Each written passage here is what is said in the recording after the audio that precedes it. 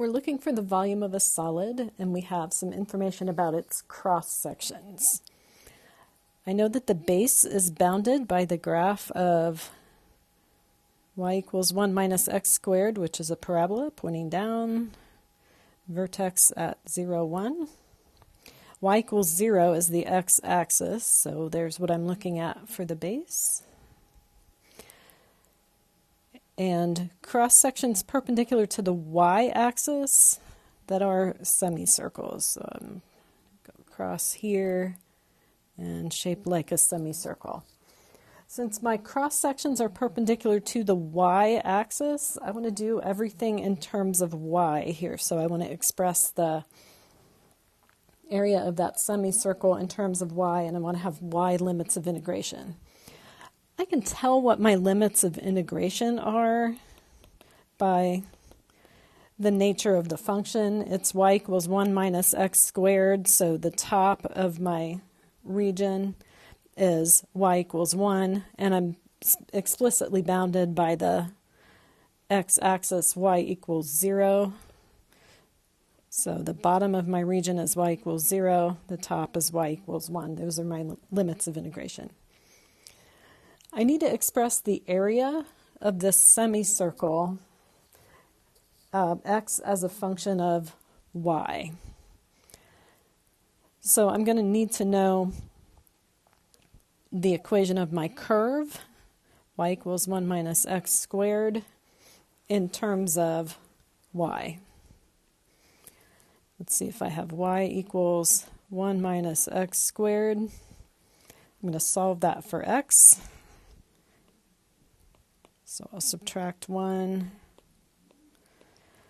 I'm going to multiply through by negative 1 and take a square root to get x. So the right-hand half is positive square root of 1 minus y, and the left-hand half is negative. This is a semicircle. The area of a semicircle in general is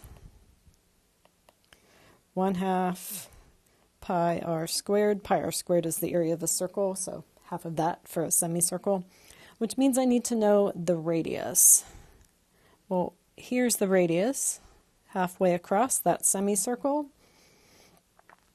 It goes from the right-hand half of my parabola, x is positive square root of 1 minus y, on this side, over to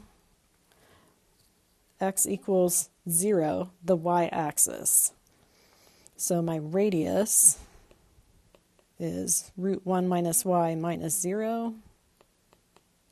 There's the radius of my semicircle. So to express the area as a function of y, let's see, pi and 2 are both constants, so we'll call that pi over 2. And then r squared, the square root of 1 minus y squared. Well, we can do better than that. That's just 1 minus y. Now I'm ready to set up my integral. I have all the information. I'm going to integrate from the bottom of the region to the top, the bottom of the base to the top, my area function. So that's pi over 2 times 1 minus y dy. Didn't necessarily look beautiful when we started, but that's pretty quick to integrate. The integral of 1 is y. Integral of y is y squared over 2. And I'm going from 0 to 1. Got to like those zeros. When y is 0, y minus y squared over 2 is 0. So I really only have to worry about the 1.